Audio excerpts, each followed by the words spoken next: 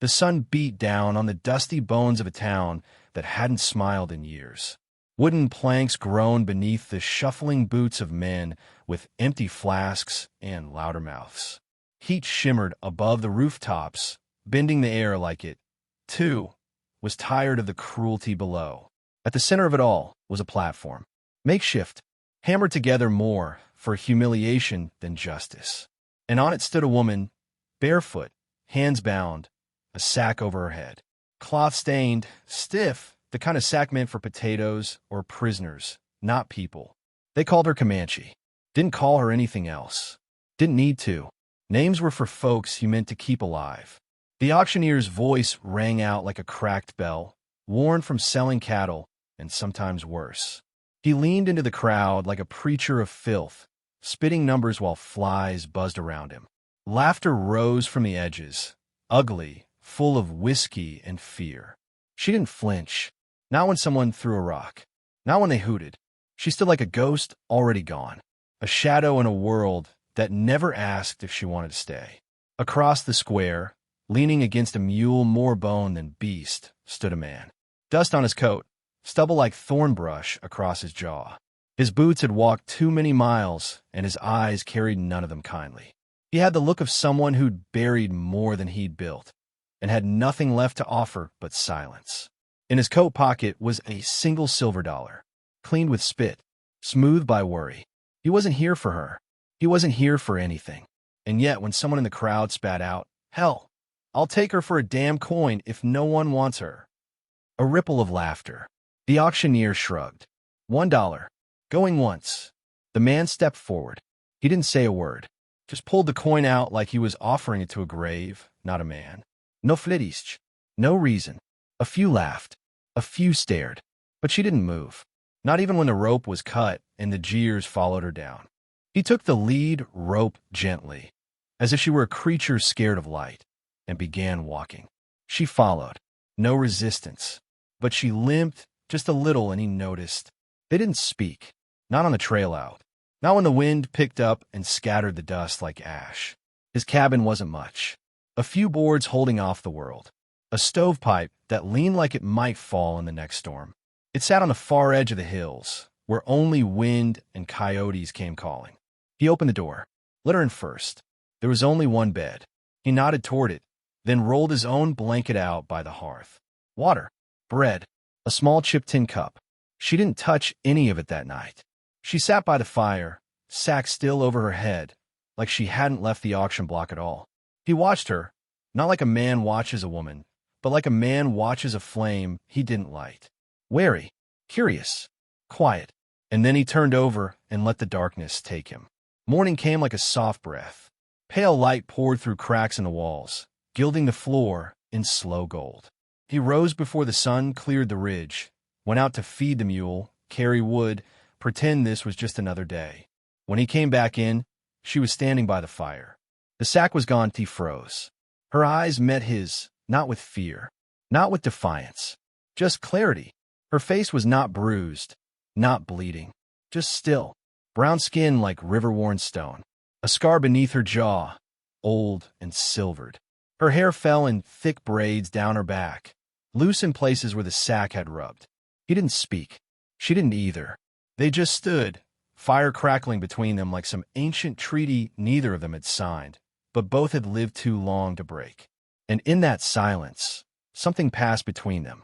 Not peace, not trust, just the first thread of something human. The cabin became a kind of slow-moving clock. Time passed, not by ticking hands, but by the soft scrape of broom across wood, the clink of tin dishes, the sigh of wind beneath the door.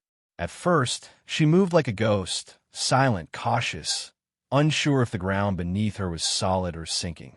But each day, she began to trace small arcs into his world. A pot of water on the fire before he stirred. A bed neatly folded. The mule fed before sunrise. He didn't thank her. She didn't ask for thanks. But in her small, careful tasks, he saw something holy, an offering of rhythm in a life that had known only collapse. She used the land like it remembered her, plucked wild onions near the stream, crushed herbs between stones for flavor, for healing. Cooked meals that surprised him with their depth, earthy, bitter, grounding. Food that tasted like memory, not survival. He began to speak, not in sentences. He wasn't sure she'd understand, but in pieces. Water, he said, pointing. She repeated, softly. Fire, he murmured, tapping the hearthstone. Safe, he said once, and placed a hand flat over his own chest. She didn't say it back, but her eyes flickered, like maybe she believed it for a breath. At night, they sat across from each other at the little table. No words, just steam rising between them, a faint clatter of spoons. And sometimes, her voice, low, barely there, humming a melody that curled around the room like smoke. Ancient, acheful, a song that seemed older than her body, older than this country, maybe older than sorrow itself. He found himself listening even when she wasn't singing, listening for it in the wind, the rain, the creak of the roof. She was strength disguised as stillness. He came in one day with blood on his palm, split it clean on a rusted nail. She took his hand without asking, cleaned it with boiled moss, stitched the skin with steady fingers. Her face was unreadable, but her hands held no fear, only focus. Another time, a rattlesnake slipped beneath the barn door. He saw it from the corner of his eye, but before he could reach the spade, she'd already grabbed a length of fence wire. One sharp strike, the head rolled, and her breathing never changed. He stared at her, not like a man watches a woman, like a man watches fire. Not to own it, to understand it. She never boasted, never smiled, just tossed the body into the scrub and went back to feeding the mule. Sometimes, when she was outside, gathering bark or patching the thatch, he opened his journal. Pages bent, ink smeared, cover leather soft from use. On one page, a child drawn in soft lines. Bare feet, wide eyes. On another, a woman's silhouette. No features, just a shape in a doorway. There was a grave near the hill. Only one. No name. Just a horseshoe planted in the dirt, half buried. The earth around it had sunk slightly, like it was trying to forget. He'd buried them himself, wife and daughter. Smallpox crept through the settlement like smoke through floorboards. He buried them when the ground was too cold to dig, so he burned through the frost with lantern oil. After that, he wandered, town to town, one job, then another. Hands calloused not from work, but from holding grief too long. One night, thunder cracked the sky in half. Lightning tore through the clouds like the bones of heaven breaking. She dropped her bowl, crawled into the corner, eyes wide, breathing short. He didn't move toward her, didn't touch her. He simply stepped outside the cabin, let the rain soak him, sat beneath the eave and hummed, soft and low, the song she often sang, the one that smelled like smoke and sounded like longing. He stayed out there long after the wind turned cold. Eventually, she opened the door, stood in the threshold, rain behind her like a curtain. He didn't look up, just kept humming. She sat beside him. No words, just the firelight from inside flickering across their faces as thunder grumbled farther and farther away. The next morning, she left something by his boots. A necklace, crude, made from corn husks and bone, twisted in a way that somehow looked elegant. Fierce. He didn't say anything. That evening, he placed an apple, his last one, beside her bowl.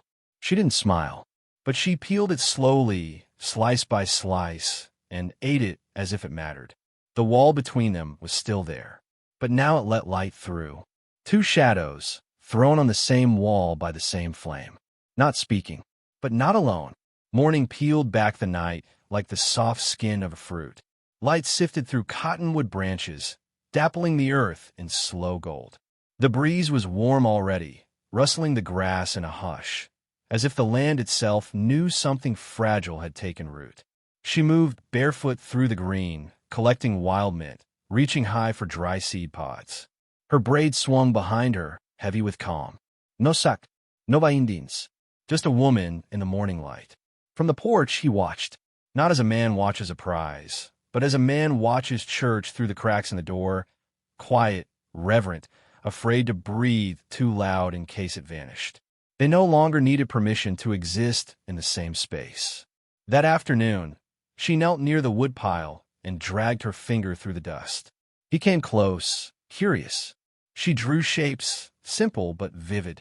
A twisting river, a flame, a small figure lying still. A woman crouched over it, hands to her mouth. He understood more than words could say.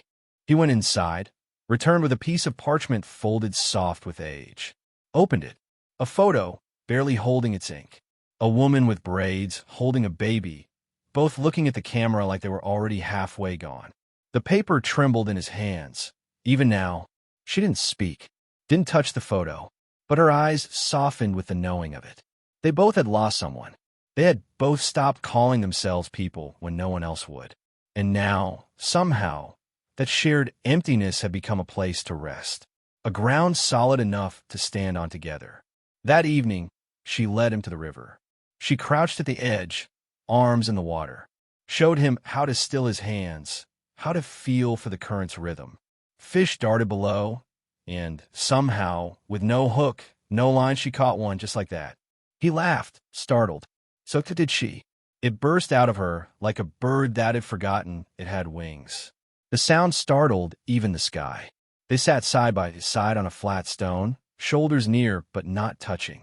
Later, when she slipped on a mossy rock, he reached out and steadied her wrist. Just a touch. Practical. No lingering. But she didn't flinch, didn't pull away. And that was enough to light 1,000 lamps in the dark. The sun had dipped behind the hills by the time trouble found them. 3 figures rode down the riverbank, dust trailing behind like snakes. Drunk, loud, chewing spit and hate. One of them had been at the auction. He wore the same smirk, but it had curdled into something crueler now. "Well, I'll be," the tallest one said, grinning as he dismounted. "You still got her. Thought maybe she'd slit your throat by now." Another one chuckled. "You know what they say about Comanche whores. Can't tame him, but you sure can break him." She stood behind the cowboy, rigid, silent. He stepped forward, placing himself between them without a word. His eyes were calm, but there was no air left in them. Just stone. The tallest one squinted. "What? She got your tongue now." Still, no answer. The second, one step closer. "She ain't yours, friend. Hell, she ain't even human." Then the cowboy spoke. Soft, slow, like each word weighed more than iron. "She is." The men laughed, mocking, but none of them stepped closer, because something in his stance said, "I may not shoot first, but I'll make the last shot count." They spat in the dirt and turned away, but not without a final growl. "We'll come back.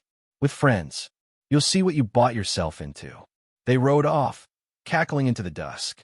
He stood there long after the dust settled, hands loose at his sides.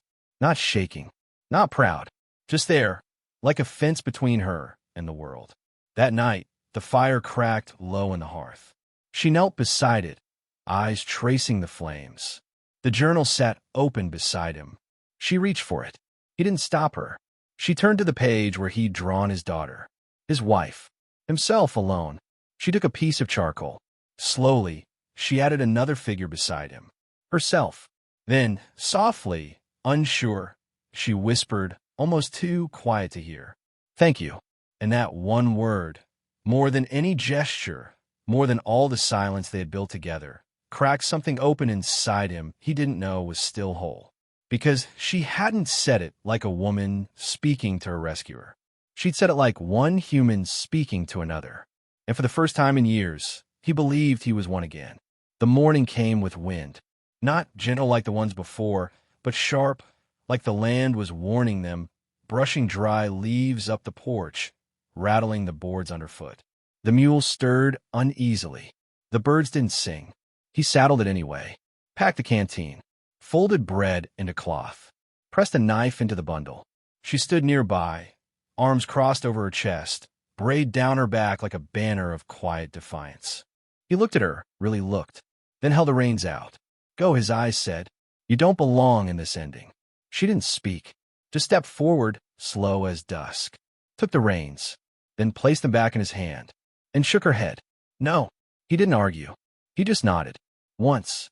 The kind of nod you give to someone who's no longer yours to protect, but to stand beside. By afternoon, they were ready.